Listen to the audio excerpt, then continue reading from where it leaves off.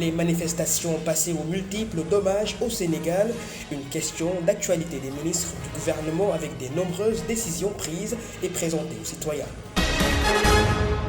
5 présidents africains, y compris le chef de l'État Macky Sall, sont attendus à Kiev et à Saint-Pétersbourg du 16 au 17 juin pour une médiation africaine au nom de la pays.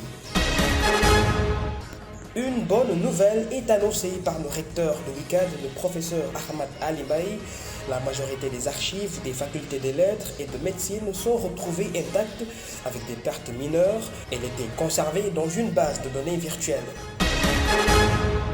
Étonnement total dans les familles et dans le monde scolaire sénégalais, 20 lycéennes de la commune de Tassinère tombent enceintes au même moment. Les citoyens rencontrés ce matin se sont penchés sur la responsabilité des parents sur l'éducation des filles.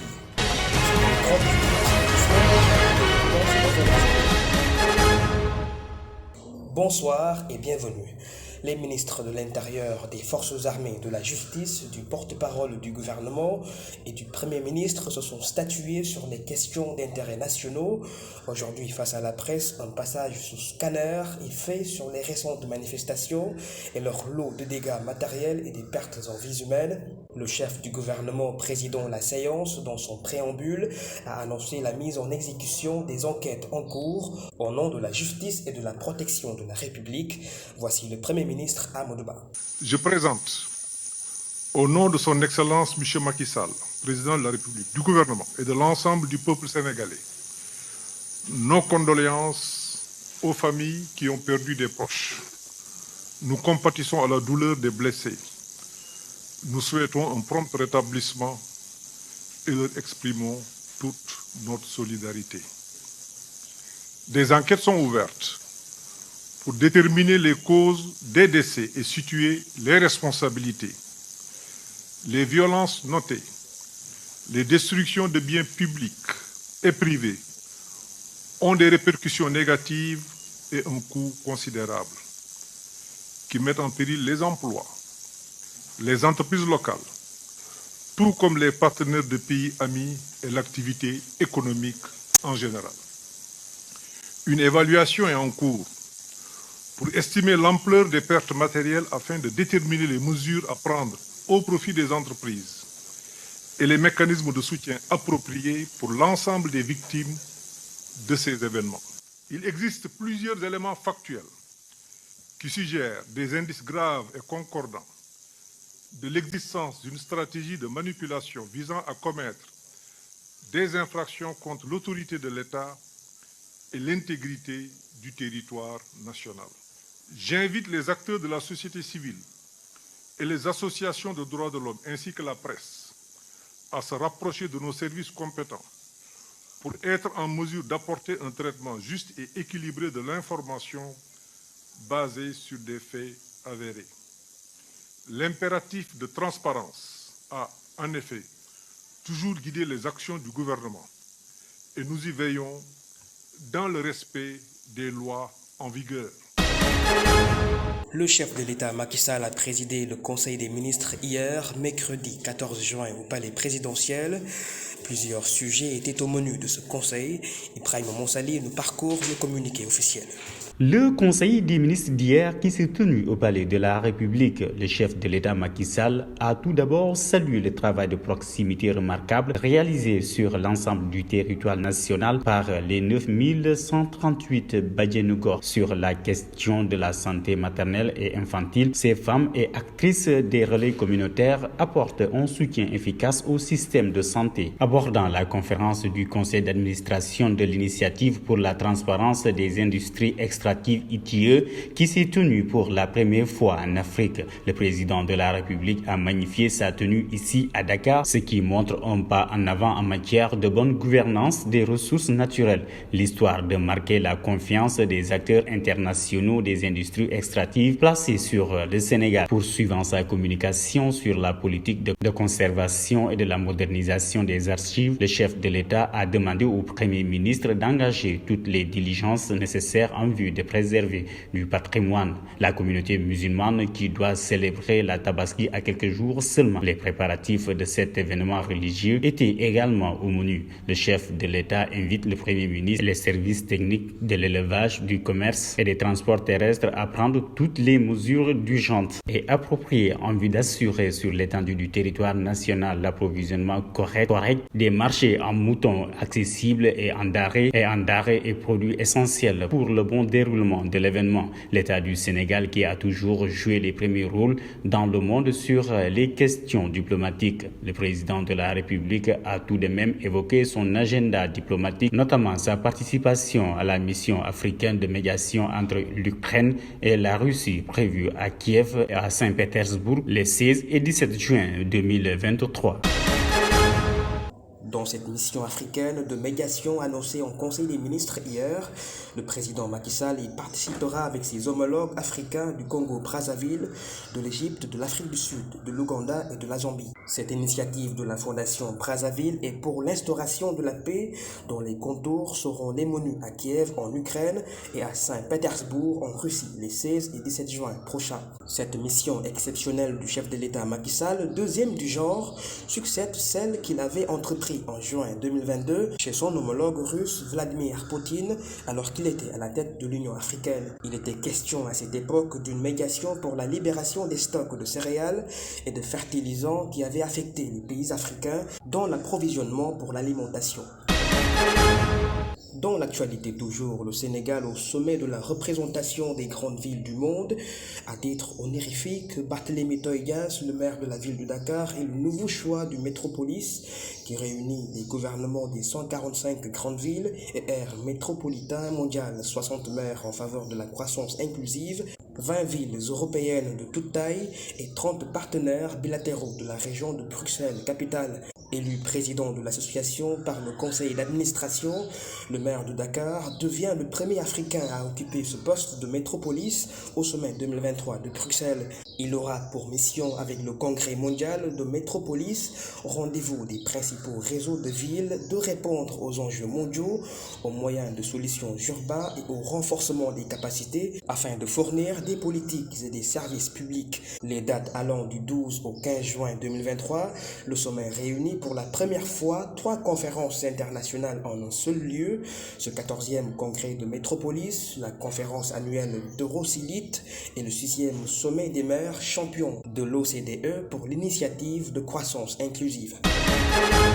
Toujours dans l'actualité après son adresse d'une correspondance directe au ministre de l'Intérieur, Antoine Félix Diome, pour une levée systématique du blocus devant le domicile de son client Ousmane Sonko, Maître Ciré Clédor Ly s'appuie sur d'autres recours.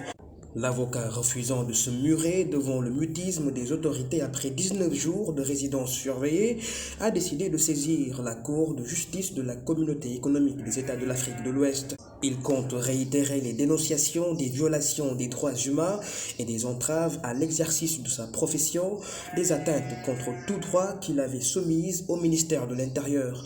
Maître Ciré Clédor Ly dit avoir été plusieurs fois conduit par les forces de défense et de sécurité, bouclier devant le domicile d'Ousmane Sonko hautement sécurisé. Tout moyen de contact et de communication extérieure est interdit aux leaders du PASTEF, des entraves de l'autorité suprême selon l'avocat qui nécessite l'intervention d'un contre-pouvoir. Avec l'appui de la CEDEAO, Maître Ciré Clédor Ly ne compte pas s'arrêter là, il en appelle à l'autosaisine des autres pays démocratiques, des organisations de défense des droits de l'homme et des instances internationales en guise de pression sur l'État sénégalais. Ousmane Sonko est en résidence surveillée depuis son interpellation le 28 mai passé lors de sa caravane de la liberté qu'il avait lancée.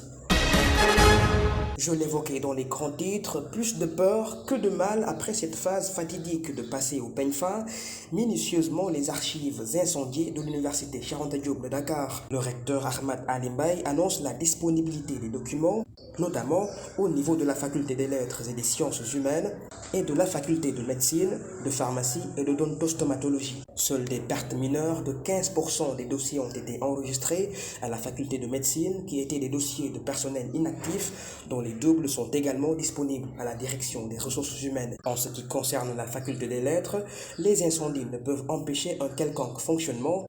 20 000 dossiers du dépôt annexe ont été touchés, qui ne sont pas considérables car ils sont conservés dans une base de données virtuelle. Le recteur de l'UCAD fait une heureuse conclusion que les archives relatives aux procès-verbaux de relevé de notes des étudiants de la faculté des lettres depuis 1957 sont tous intacts. L'université Cheikh Anta Diop de Dakar a été le théâtre de violentes manifestations qui ont occasionné d'énormes dégâts matériels et de structures administratives universitaires. La question des archives nationaux publics se pose toujours.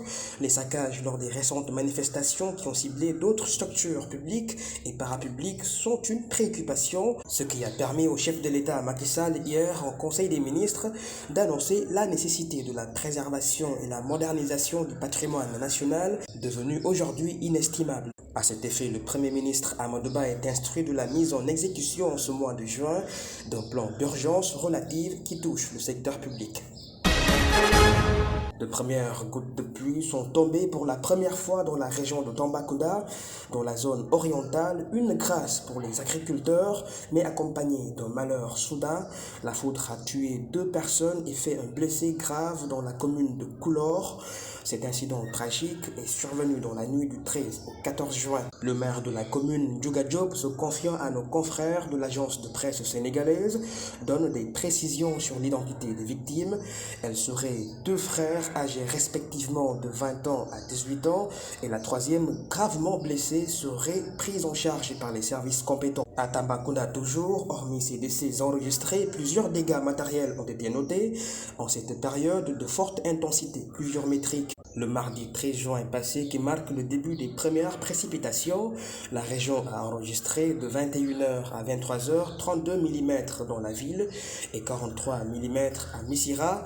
Kumpentoum a enregistré 36,2 mm, à Sinthiou Malem 22,0 mm, Neteboulou 12,3 mm et Dialakoto 23,2 mm. Ces résultats combinatoires sont donnés par l'Agence nationale de l'aviation civile et de la météorologie. L'hivernage 2023 toujours, hormis ce phénomène naturel enregistré à Tambacounda, des précautions peuvent bel et bien être prises par les agriculteurs pour une bonne campagne. Le Conseil national de concertation et de coopération des ruraux du Sénégal appelle tous les acteurs à tenir en compte précisément des informations délivrées par l'Agence nationale de l'aviation civile et de la météorologie. Les prévisions de cette dernière aident les agriculteurs en cette période d'hivernage, qu'ont accueilli déjà le sud du pays de Ziguinchor allant vers Kédougou et moyennement au centre du pays à Kaolack ainsi qu'à l'est, dans le choix de semences et de vérités culturales. Des attitudes à adopter pour escompter de bons rendements des productions agricoles. Le CNCR décide de mettre en place l'initiative de l'information climatique cette année par des renforcements de capacités pour pallier à des problèmes liés à la non-maîtrise du changement climatique, des périodicités des pluies insaisissables et des inondations. Les acteurs et les techniciens ont été informés sur les résultats des productions de connaissances portant sur le financement, la loi d'orientation agro-silvopastorale, le foncier, l'installation et l'insertion des jeunes. Pour aider les producteurs à s'adapter au dérèglement climatique actuel, l'ANACIM annonce une pluviométrie importante avec des poches différentes de sécheresse dont la situation agroécologique est difficile. Le CNCR prévoit de mettre en place un plan stratégique associant les acteurs agricoles à la maîtrise des phénomènes climatiques. Que retenir sur le terrain après quelques mois qui ont succédé les 22 mesures de sécurité routière prises par le ministre des Transports, des Infrastructures terrestres et du désenclavement, accompagné des acteurs? Ziguinchor y adhère bien, un satisfecit de l'Agence nationale de sécurité routière qui a organisé une campagne de sensibilisation pour la réduction des accidents de la circulation. Écoutons le représentant de la NASER et l'adjoint au gouverneur Sidi Guissé Diang.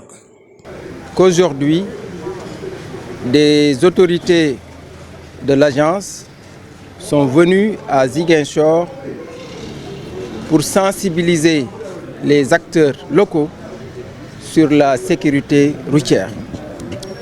Cette sensibilisation entre dans le cadre de la mise en œuvre des mesures d'urgence retenues lors de la concertation entre le ministre chargé des Transports et les acteurs du transport. C'est une rencontre de sensibilisation et il s'agira de faire passer le bon message au niveau des acteurs locaux afin de développer chez les transporteurs, chez les conducteurs de Jakarta, le réflexe de la sécurité. Nous avons la mission de contre-expertise du contrôle technique des véhicules. Nous avons entre autres la mission de l'élaboration de la stratégie et de la politique nationale de sécurité routière qui sera un document de planification qui sera piloté par l'agence dans lequel document il y aura un plan d'action qui va décliner en tout cas les actions relatives à la lutte pour l'amélioration de la sécurité routière. Depuis la création de l'agence en novembre 2021, donc, vous êtes sans savoir que le mois d'avril passé était un mois vraiment accidentogène. Donc c'est suite à ça que notre ministre tutelle a convoqué une réunion de concertation avec des acteurs dans laquelle réunion est sortie cette campagne de sensibilisation dans laquelle réunion il y avait 5 mesures urgentes à prendre. Et parmi ces 5 mesures, il y a cette campagne de sensibilisation, aller vers les acteurs locaux, les sensibiliser davantage sur l'amélioration de la sécurité routière. Tel que je l'annonçais dans les grands titres, avec les grossesses précoces en milieu scolaire, un phénomène qui prend de plus en plus une ascension, une inquiétude à la limite insaisissable pour les parents en charge de l'éducation des filles à la maison. Première étape de la socialisation de base, serions-nous à la phase de la perte des repères? L'affaire des 20 lycéennes enceintes à Tassiner est interpellatif. Reportage Emmanuel Sarr et Chertegan Cham. Une histoire très choquante secoue le lycée Tassiner, dont une vingtaine de cas de grossesse est constatée. Surpris, les parents déplorent cette histoire inédite. C'est vraiment inédit ce fait. Il est rare de constater ce genre d'histoire dans ce pays. Les parents sont les premiers responsables, mais la plus grande responsabilité revient aux enseignants. Ces faits graves de grossesse précoce sont récurrents maintenant. Tous les pans de la société sont touchés par ce phénomène. La crise de valeur a atteint des sommets jamais égalés au Sénégal. Les parents en première ligne sont pointés du doigt. Nos enfants ont reçu une bonne éducation à la maison, mais une fois dehors, ils deviennent immatures. C'est aux enseignants et surveillants qui doivent veiller sur les élèves, car ils passent plus de temps à l'école. Beaucoup de parents rejoignent leur lieu de travail très tôt et reviennent tardivement à la maison. Durant tout ce temps, ce sont les bons à tout faire qui s'occupent des enfants. Alors comment veiller sur eux, étant donné qu'ils passent plus de temps à leur service? Les parents doivent se soucier plus de l'éducation de leurs enfants, car ils rendront compte au bon Dieu demain. Pour changer les comportements contre tout égarement de ces jeunes, les parents proposent des solutions. La seule solution est de rééduquer les enfants à travers des enseignements coraniques, les apprendre à se conformer aux piliers de la religion. Pour moi, les responsables de ces grossesses doivent être lourdement sanctionnés par des peines maximales pour freiner l'avancée de ce phénomène.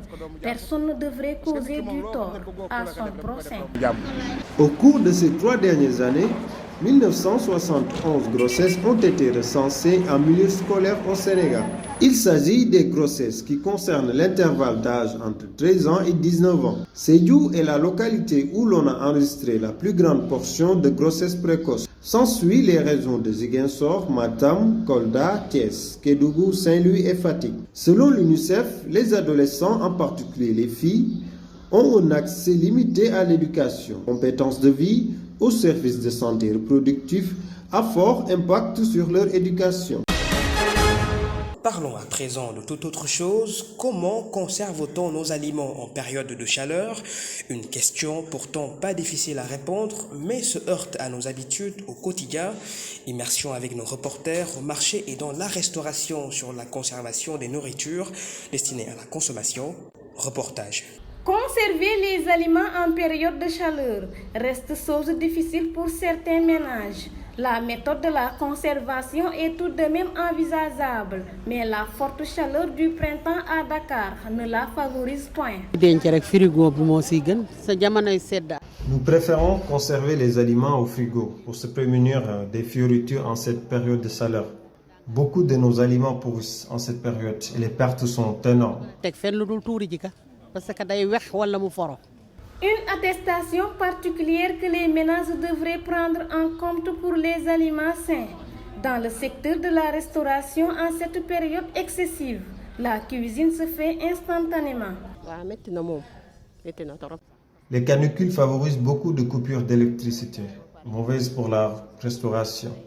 Et avec la chaleur, impossible de conserver les aliments pour éviter d'en développer des micronocés pour la santé des clients qui viennent acheter. Le système d'approvisionnement en aliments est une habitude bien ancrée dans les ménages. La chaleur vient changer toutes les règles. Nous ne sommes plus en période de fraîcheur et la méthode de conservation change aussi. J'achetais beaucoup de légumes à Castor. Maintenant, je dépense en détail pour ne pas jeter les aliments à la poubelle sur l'effet de la chaleur. C'est inimaginable que j'achète beaucoup de légumes. Cette période de la conservation à l'air libre me sauve des pourrissements. Les températures dans la capitale dakaroise pouvant emmagasiner jusqu'à 29 degrés, causant beaucoup de désagréments des matériels domestiques, aidant à la conservation. Le conseil d'un geste impératif en cette période de canule: chauffer les aliments avant de les manger. Achevons ce journal avec la page sport. La sexagénaire sénégalaise Fatma Samoura annonce de rendre son tablier de secrétaire général de la Fédération internationale de football, d'une émissaire des Nations Unies à la première femme à la tête de l'instance. Madame Samoura affiche une fierté de 7 ans de service du football mondial.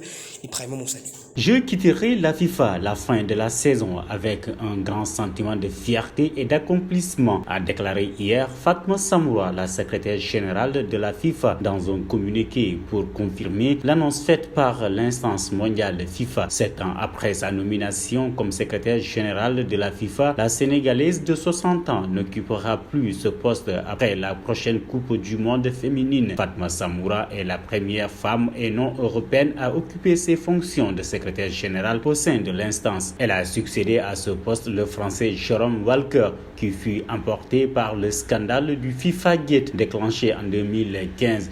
Rejoindre la FIFA a été la meilleure décision de ma vie, poursuit-elle. Mes premiers remerciements vont à l'endroit de Gianni Infantino pour m'avoir confié ce travail de rêve. Il a fait preuve de confiance, de compréhension et d'un niveau de soutien incroyable. C'est un plaisir de travailler aux côtés de quelqu'un qui a transformé la FIFA. L'organisation est aujourd'hui mieux gouvernée, plus ouverte, plus fiable et plus transparente, précise-t-elle.